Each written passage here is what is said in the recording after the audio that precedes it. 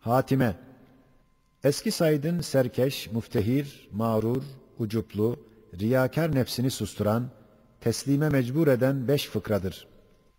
1. fıkra. Madem eşya var ve sanatlıdır, elbette bir ustaları var. 22. sözde gayet kat'i ispat edildiği gibi, eğer her şey birinin olmazsa, o vakit her bir şey, bütün eşya kadar müşkil ve ağır olur. Eğer her şey birinin olsa, o zaman bütün eşya bir şey kadar asan ve kolay olur. Madem zemin ve asumanı birisi yapmış, yaratmış, elbette o pek hikmetli ve çok sanatkar zat, zemin ve asumanın meyveleri ve neticeleri ve gayeleri olan zihayatları başkalara bırakıp işi bozmayacak. Başka ellere teslim edip bütün hikmetli işlerini abes etmeyecek, hiçe indirmeyecek, şükür ve ibadetlerini başkasına vermeyecektir. 2. fıkra. Sen ey mağrur nefsim, üzüm ağacına benzersin. Fahirlenme, salkımları o ağaç kendi takmamış. Başkası onları ona takmış. 3. fıkra. Sen ey riyakar nefsim, dine hizmet ettim diye gururlanma. İnna Allah le yu'eyyidu hâze'd-dîne bir raculil facir sırrınca, müzekka olmadığın için belki sen kendini o recülü facir bilmelisin. Hizmetini, ubudiyetini, geçen nimetlerin şükrü ve vazife-i fıtrat ve farize-i hilkat ve netice-i sanat bil. Ucub ve riyadan kurtul. 4. fıkra. Hakikat ilmini, hakiki hikmeti istersen, Cenab-ı Hakk'ın marifetini kazan. Çünkü bütün hakaiki mevcudat, ismi Hakk'ın şuaatı ve esmasının tezahüratı ve sıfatının tecelliyatıdırlar. Maddi ve manevi, cevheri arazi her bir şeyin, her bir insanın hakikati birer ismin nuruna dayanır ve hakikatına istinat eder. Yoksa hakikatsız, ehemmiyetsiz bir surettir. 20. sözün ahirinde şu sırra dair bir nebze bahsi geçmiştir. Ey nefis! Eğer şu dünya hayatına müştaksan, mevtten kaçarsan, katiyen bil ki, hayat zannettiğin halat, yalnız bulunduğun dakikadır. O dakikadan evvel, bütün zamanın ve o zaman içindeki eşyayı dünyeviye, o dakikada meyyittir, ölmüştür. O dakikadan sonra, bütün zamanın ve onun mazrufu, o dakikada ademdir, hiçtir. Demek, güvendiğin hayat-ı maddiye, yalnız bir dakikadır. Hatta bir kısım ehli tetkik, bir aşiredir. Belki bir an-ı seyyaledir demişler. İşte şu sırdandır ki, bazı ehli velayet, dünyanın dünya cihetiyle ademine hükmetmişler. Madem böyledir, hayat-ı maddiye-i nefsiyeyi bırak, kalp ve ruh ve sırrın derece-i hayatlarına çık. Bak, ne kadar geniş bir daire-i hayatları var. Senin için meyyit olan mazi, müstakbel, onlar için haydır, hayatlar ve mevcuttur. Ey nefsim, madem öyledir, sen dahi kalbim gibi ağla ve bağır ve de ki, faniyim, fani olanı istemem, acizim, aciz olanı istemem, ruhumu Rahman'a teslim eyledim, gayr istemem, isterim, fakat bir yar-ı baki isterim, zerreyim, fakat bir şems-i sermed isterim, hiç ender hiçim, fakat bu mevcudatı birden isterim. 5. fıkra. Şu fıkra, Arabi geldiği için Arabi yazıldı. Hem şu fıkrayı Arabiye, Allahu Ekber zikrinde 33 mertebeyi tefekkürden bir mertebeye işarettir.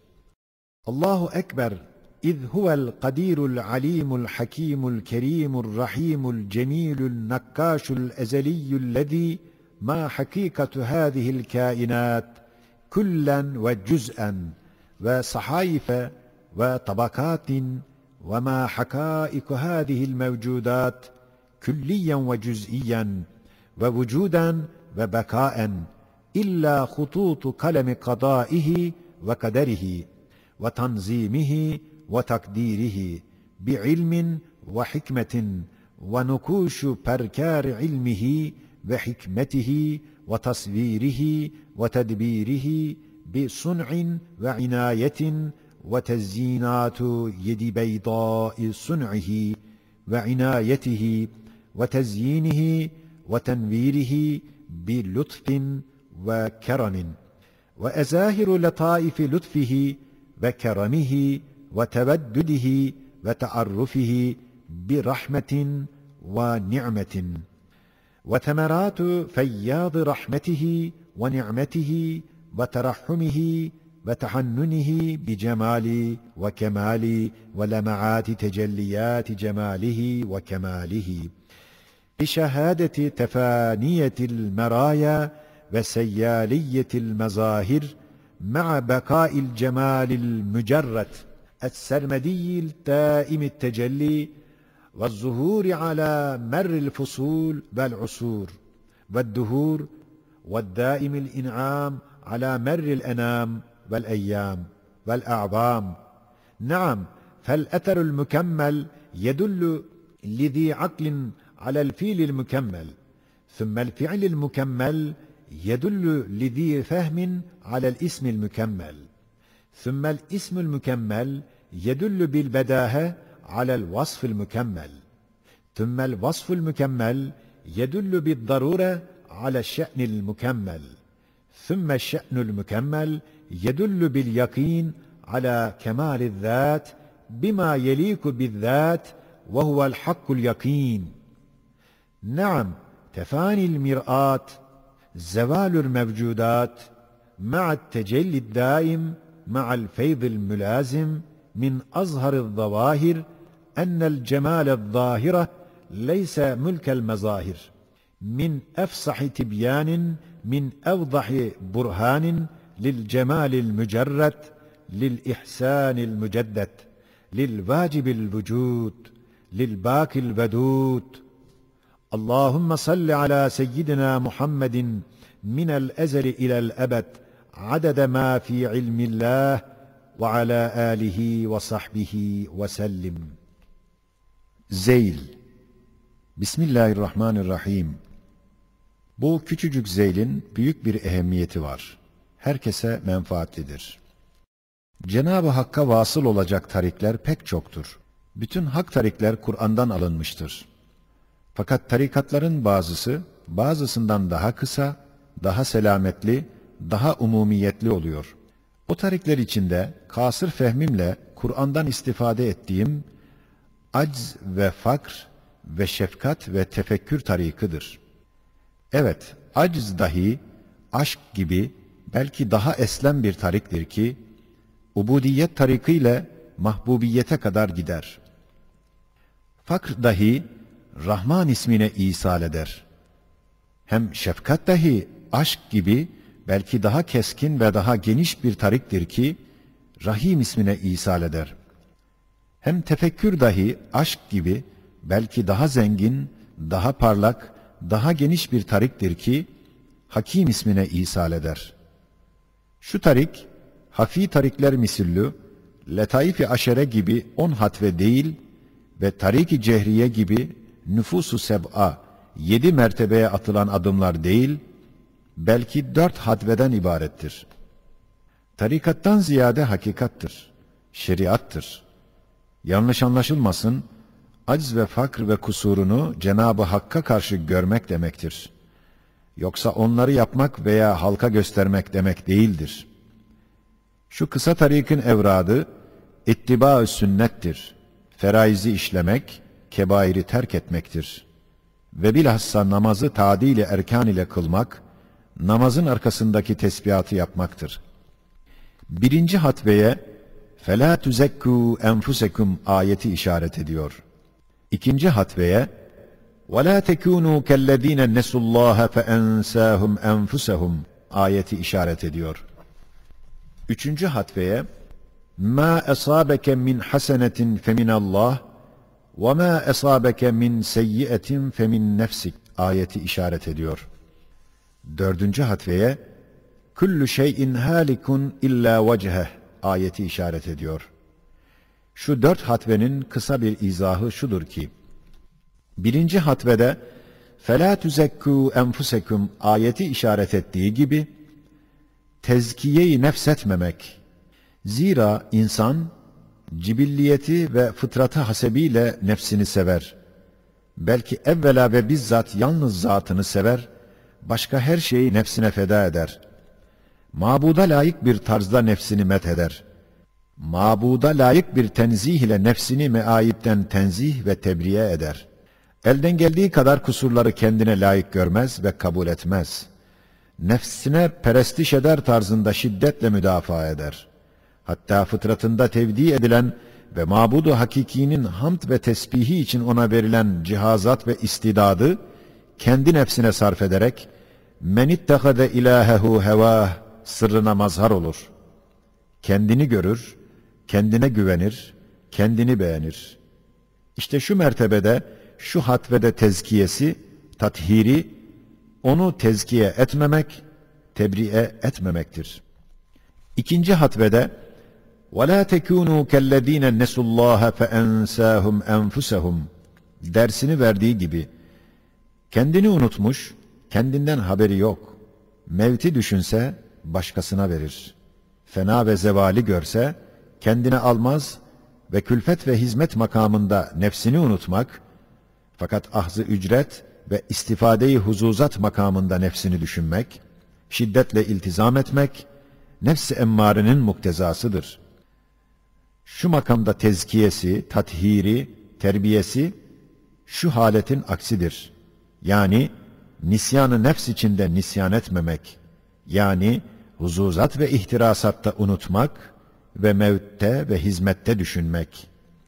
Üçüncü hatvede مَا أَصَابَكَ مِنْ حَسَنَةٍ فَمِنَ اللّٰهِ وَمَا أَصَابَكَ مِنْ سَيِّئَةٍ فَمِنْ نَفْسِكَ dersini verdiği gibi, nefsin muktezası daima iyiliği kendinden bilip fahr ve ucbe girer.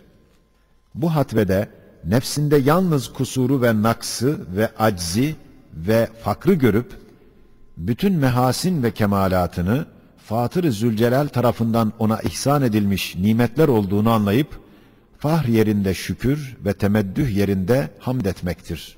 Şu mertebede tezkiyesi قَدْ اَفْلَحَ مَنْ زَكَّاهَا sırrıyla şudur ki, kemalini kemalsizlikte, kudretini acizde, gınasını fakirde bilmektir. Dördüncü hatvede كُلُّ شَيْءٍ هَالِكٌ اِلَّا وَجْهَهِ dersini verdiği gibi, nefs kendini serbest ve müstakil ve bizzat mevcut bilir. Ondan bir nevi rububiyet dava eder. Mabuduna karşı adavetkârane bir isyanı taşır. İşte gelecek şu hakikati derk etmekle ondan kurtulur. Hakikat şöyledir ki, her şey nefsinde manayı ismiyle fanidir, mefkuttur, hadistir, madumdur. Fakat manayı harfiyle ve Sani Zülcelal'in esmasına aynedarlık cihetiyle ve vazifedarlık itibariyle şahittir, meşhuttur, vacittir, mevcuttur. Şu makamda tezkiyesi ve tathiri şudur ki, vücudunda adem, ademinde vücudu vardır. Yani kendini bilse, vücut verse, kainat kadar bir zulümat-ı adem içindedir. Yani vücudu şahsisine güvenip mucid-i hakikiden gaflet etse, yıldız böceği gibi bir şahsi ziyai vücudu, nihayetsiz zulümat-ı adem ve firaklar içinde bulunur, boğulur.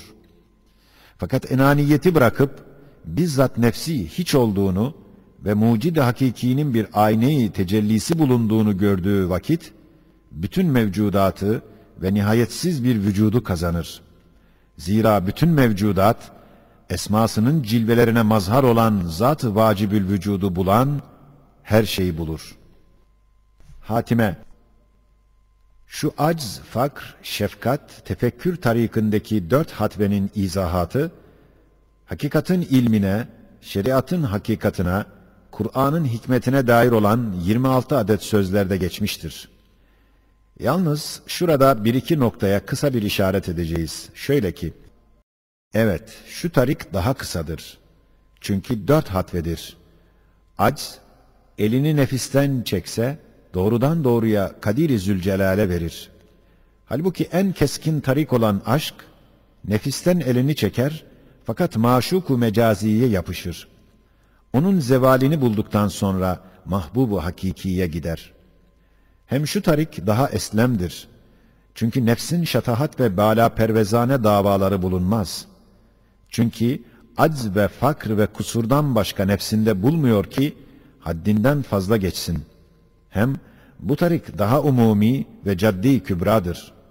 Çünkü kainatı ehli vahdetül vücut gibi huzuru daimi kazanmak için idama mahkum zannedip la mevcude illahu hükmetmeye veyahut ehli vahdetü şuhud gibi huzuru daimi için kainatı nisyan-ı mutlak hapse mahkum tahayyül edip la meşhude illahu demeye mecbur olmuyor. Belki idamdan ve hapisten gayet zahir olarak Kur'an affettiğinden o da sarfı nazar edip ve mevcudatı kendileri hesabına hizmetten azlederek Fatır-ı Zülcelal hesabına istihdam edip Esma-i Hüsnasının mazhariyet ve aynedarlık vazifesinde istimal ederek manayı harfi nazarıyla onlara bakıp mutlak gafletten kurtulup huzuru daimiye girmektir. Her şeyde Cenab-ı Hakk'a bir yol bulmaktır. Elhasıl mevcudatı mevcudat hesabına hizmetten azlederek manayı ismiyle bakmamaktır.